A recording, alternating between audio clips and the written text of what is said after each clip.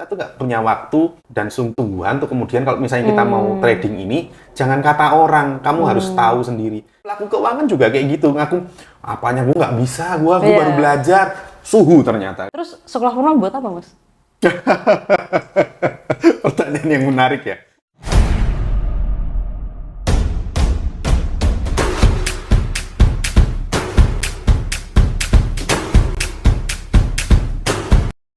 Kan tadi Mas Rory nyebut kalau misalkan saya simpulkan gitu Mas ya, kayak ya penting untuk mengetahui minimal basic knowledge lah sebelum ikut-ikutan untuk namanya kan pasar modal ya. Jadi beda dengan orang yang menabung gitu. Dari Mas Roni ada nggak sih kayak semacam apa hal yang minimal harus diketahui untuk investor pemula anak-anak muda ini yang memang ingin investasi itu minimal apa yang harus diketahui sebelum turun untuk ikut investasi itu?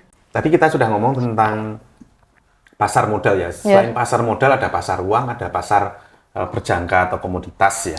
Jadi kalau pasar uang itu kan kita berdagang currency ya. USD misalnya GBP, Great British Pound Sterling kan gitu ya. Terus kemudian juga ada pasar komoditas. Jadi kita trading komoditas, kopi, oil, ya gold, silver gitu. Itu juga ada. Terus kemudian sekarang ada investasi lagi di bidang kripto ya. Iya, kripto. Ya. Saya nggak tahu, generasi muda ini kok seneng di bisnis-bisnis yang memang pasar keuangan dibanding pasar yang real misalnya gitu ya. Jual beli mobil, jual beli tanah mungkin biayanya gede ya. Tapi maksudnya bisnis real itu juga perlu jalan gitu ya. Selain bisnis jasa ini ya. Karena saya melihat bahwa kalau bisnis-bisnis yang jasa ini kan menggiurkan ya. Keuntungan saya 5 menit, kemudian saya mengikuti tren, kemudian saya untungnya sekian gitu ya, sambil santai gitu, satu tangan gitu. Iklan-iklannya selalu menggunakan satu tangan. Satu tangannya pasti pegang kopi gitu, kayak gampang gitu, melihat sebelah mata gitu ya, bisa diikuti. Bahwa itu tuh sebenarnya beresikonya juga sangat tinggi kan gitu ya. Kita lihat waktu Luna ngedrop itu ya, terus kemudian Bitcoin sempat turun itu berapa banyak kemudian kita teriak-teriak di kripto. Terus kemudian yang main currency itu juga berapa banyak yang kemudian juga. Nah, bukan tips ya, tipsnya sebenarnya sama sih supaya teman-teman itu lebih analisanya lebih mantep ya. Karena gampang gitu ya. Ya, kamu harus mengetahui apa yang kamu investasikan luar dalam setidaknya kan gitu. Misalnya gampangnya gini, kalau secara fisik kalau kita mau bisnis misalnya komoditas jagung ya kamu harus tahu jenis-jenis jagung kan gitu ya. Berapa lama ditumbuhkan, pupuknya apa, tempatnya seperti apa kan gitu ya. Jualnya di mana kan gitu ya. Cara nyimpennya gimana. Itu sama kayak gitu. Kita tuh nggak punya waktu dan kesungguhan tuh kemudian kalau misalnya kita mau trading ini jangan kata orang, kamu harus tahu sendiri. Oleh karena itu menurut saya pendidikan atau misalnya belajar itu bagus ya. Jadi makanya platform trading kemudian memberikan tempat pembelajaran dengan menggunakan akun dummy misalnya gitu ya, supaya kamu belajar dulu kan gitu ya, mengamati, cek ini. Dan karena memang ini real ya, faktor untuk pengamatan tuh nggak kayak di kuliah misalnya gitu ya. Di kuliah tuh ya kamu harus memperhatikan faktor A, B, C, D, E, udah. Tapi F sampai Z itu faktor lainnya banyak. Apalagi kita tahu bahwa uang ataupun aset keuangan itu mempunyai bukan nilai real, tapi nominalnya atau value-nya itu bisa berubah. Contoh paling mudah adalah misalnya saham ya. Saham itu kan mencerminkan nilai perusahaan. Misalnya perusahaan itu 1 miliar kan gitu ya. Dia mengeluarkan saham seluruhnya 1 miliar dijual di pasar modal emisi. Kan harusnya 1 miliar harga saham yang beredar dipotong menjadi misalnya 1.000. Satu sahamnya 10 jutaan. Harusnya begitu tetap. Tapi harga itu kan bisa naik turun tergantung perspektif orang terhadap perusahaan tersebut. Kalau perusahaan tersebut memang hasil laporan tahunannya akan berkembang kemudian bahwa customer kami akan meningkat, ini prospek produknya diterima masyarakat, ekspektasi orang akan tinggi kan. Oleh karena itu harga sahamnya naik. Padahal dia belum, nilai perusahaannya tetap, alatnya jumlahnya sama, karyawannya sama. Tapi karena produknya bagus, ekspektasi orang terhadap barang tersebut meningkat. Ya harga sahamnya ikut meningkat. Sama dengan uang juga begitu. ketika orang ketakutan, misalnya kekhawatiran krisis, misalnya resesi, misalnya resesi 2000 berapa gitu, Indonesia resesi, orang akan pegang mata uang yang lebih kuat, misalnya US dollar. Orang rame-rame jual rupiah, ambil US dollar, menguat kan gitu ya. Padahal belum kejadian, baru dikasih tahu misalnya gitu ya, akan resesi misalnya gitu, ya, atau akan membaik, misalnya ekonomi Indonesia akan membaik. Orang kemudian banyak investasi di Indonesia kan, sehingga ekspektasi juga meningkat. Jadi value itu penting terhadap sesuatu. Nah, oleh karena itu namanya value, itu susah faktornya ditentukan. Namanya value kok.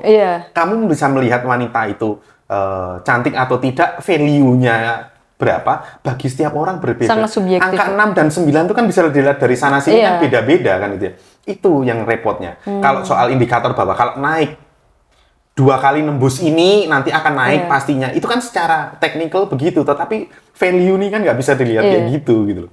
Oke Mas, kan melihat tadi penjelasan Mas Roni, ternyata tuh finansial tuh complicated gitu ya. Maksudnya tidak sesimpel itu, bahkan untuk saham pun nggak bisa asal ikut-ikutan gitu, nggak bisa kena FOMO aja tuh nggak cukup gitu. Dengan melihat hal ini, menurut Mas Roni tuh ruang-ruang apa aja sih yang bisa dimanfaatin anak muda untuk belajar bisa melek finansial tuh? Ruang seperti apa, Mas? Ya, yang lebih senior kan gitu ya, yang lebih senior, lembaga-lembaga yang lebih senior itu selalu ada bagian untuk pembelajarannya. Jadi salah satunya misalnya kita melihat pojok bursa. Pasar modal itu kan lebih duluan berdiri daripada pinjol ini ya. Itu kan ada pojok bursanya yang kemudian teman-teman bisa belajar di sana, difasilitasi oleh pasar modal. Ya, saya menganggap itu merupakan terobosan yang bagus untuk anak muda belajar.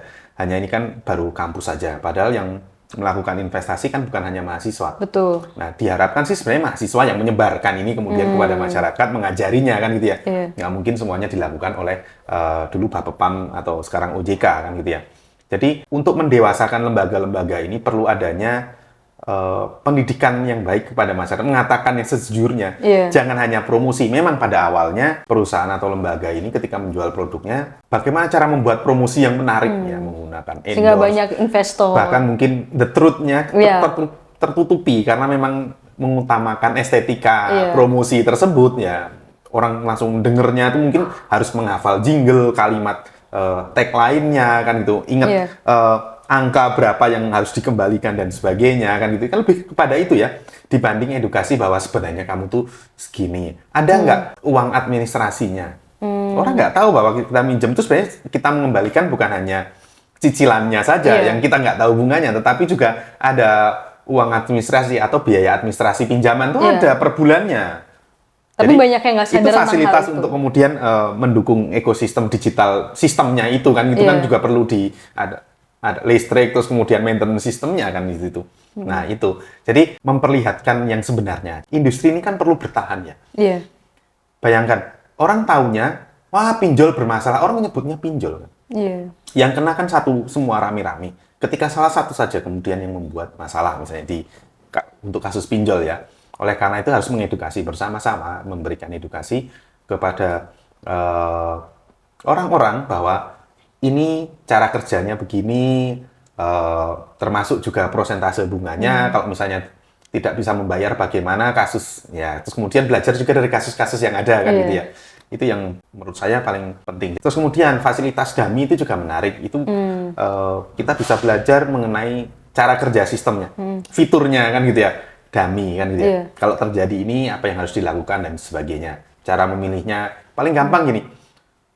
Melakukan shortnya gimana sih kan gitu ya, misalnya pendapatan tertinggi pada jam ini kan gitu ya, rapor paling buruk misalnya minggu lalu kan gitu, itu kan bagaimana membandingkan chart dan sebagainya, belajar chart ya, termasuk kalau untuk pasar modal dan pasar uang ya belajar tuh yang paling mudah ya. Jadi bukan berdasarkan FOMO, setiap orang tuh cara belajarnya itu kan berbeda-beda untuk bisa memahami sesuatu, harus belajar sendiri. Memudahkan kalau kemudian juga lembaga-lembaga tersebut memberikan edukasi kan gitu ya. Sekarang kan edukasi tidak perlu membuka kelas secara online saja gitu ya. Memperbanyak kerjasama dengan YouTuber-YouTuber misalnya gitu ya. Yang kemudian memberikan edukasi. Kan sekarang udah banyak tuh ya. Mau toko kripto segala itu kan juga berafiliasi dengan YouTuber-YouTuber yang kemudian memberikan edukasi. Lebih lanjut lagi, belajar sama yang lebih senior. Kan agak repot nih karena biasanya pelaku bisnis keuangan itu ya, itu sama aja kayak misalnya kita ujian di kelas gitu ya. Kamu tadi bisa ngerjain nggak? Oh, iso saya tadi nggak bisa ngerjainnya. Ternyata nilainya yang keluar 9 gitu ya, 90. Kurang ajar, ngaku nggak bisa. Ya, pelaku keuangan juga kayak gitu. Ngaku, apanya gue nggak bisa, gue baru belajar. Suhu ternyata kayak gitu ya. Suhu. Jadi kita perlu pendekatan itu kan itu lebih lanjut ya, selain belajar mandiri dasar-dasar, lebih lanjut memperbanyak relasi, terus kemudian bertukar pikiran lah kan dunia, terutama dengan yang lebih senior kan gitu ya. Dia pasti sudah pernah mengalami pasar naik, pasar crash kan gitu ya, kejadian yang unik kan gitu ya. Nah, itu kan perlu belajar di luar itu ya. Tapi sekali lagi bahwa waktu yang dibutuhkan memang panjang ya. Biaya yang dibutuhkan juga tidak mudah ya karena investor. Menurut saya, kamu harus mengenali apa yang mau kamu lakukan tersebut kan gitu ya. Apalagi kalau uangnya minjem kan gitu ya. Udah uangnya minjem, investasinya kemudian tidak memberikan hasil. Kalau dari penjelasan Mas Roni kan tadi ya anak muda sebagai investor tuh riset dulu, belajar di pojok bursa, dummy, kemudian YouTube tuh memfasilitasi, kemudian tadi memanfaatkan relasi gitu. Terus sekolah formal buat apa, Mas? Pertanyaan yang menarik ya. Ya. Nggak kesebut tadi soalnya, sekolah nggak kesebut. Kecenderungan sekolah formal itu memberikan kita memang skill dasar, tapi merata di banyak hal. Misalnya mahasiswa yang mengambil jurusan ekonomi ya, khususnya mungkin ada beberapa kampus yang jurusannya bahkan manajemen pasar modal. Jurusannya manajemen pasar modal spesifik di bawah gitu. fakultas ekonomi. Itu kan juga hanya dasar-dasarnya memberikan dasar yang banyak, terus kemudian tetapi tidak bisa menjamin kemudian dia bisa mencetak satu investor yang unggul di Indonesia kan gitu ya. Bisa jadi kemudian lulusannya menjadi wira swasta misalnya gitu ya, atau pegawai misalnya gitu ya, bisa jadi. Kita nggak bisa membuat satu kelas tersebut mencetak persis apa yang diinginkan. Tetapi saya melihat ada keunggulan yang cukup besar dibanding investor yang mungkin tidak pernah belajar dasar-dasarnya, kemudian karena FOMO di komunitasnya, terus kemudian ikut-ikutan dan investasi. Mungkin pada awalnya obrolannya kerasa bahwa, oh ini lagi naik, ini lagi turun, mending lu pilih ini itu. Obrolannya kayaknya nyambung gitu ya. Tapi dasar-dasar yang dia pakai kan gitu ya, kenapa itu naik? Misalnya, gitu. Misalnya kemarin lagi pada ngobrolin FTX ya, FTX anjlok segala ya. Kenapa? Oh, lagi turun itu si FTX, lagi naik. Oh, kan Binance lagi naik gitu. Iya, memang dia paham berita-berita yang paling umum. Tetapi kenapa Binance naik? Kenapa FTX turun? Ya, kenapa Bitcoin kok tetap? Itu nggak bisa dia jawab. Mahasiswa-mahasiswa jurusan pasar modal, misalnya keuangan gitu ya, itu mempunyai dasar yang tepat bahwa kenapa itu naik, kenapa itu turun, apa yang naik dan apa yang turun. Memang mungkin dia tidak. Itu tergantung kemampuan kita untuk kemudian bisa mencerna informasi yang paling baru. Tapi teman-teman yang belajarnya tidak dari dasar, memang mungkin dia menguasai hal-hal yang lebih baru. Tapi dasarnya nggak dapat.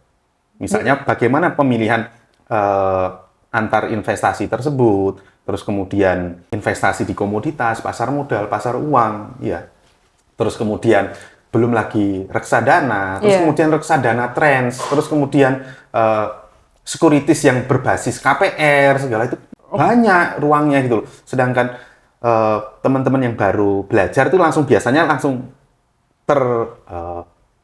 terkonsentrasi pada satu bidang saja gitu ya, tidak seluruhnya. Sedangkan kalau investasi itu kan seluruhnya dia bisa mendapat dasar yang merata terlepas dari apapun yang dia pelajari nantinya. Bagaimana kok dikasihnya bulanan? Nggak langsung 1 tahun gitu ya. 11 bulannya kamu keleran itu nanti. 11 bulannya gembel.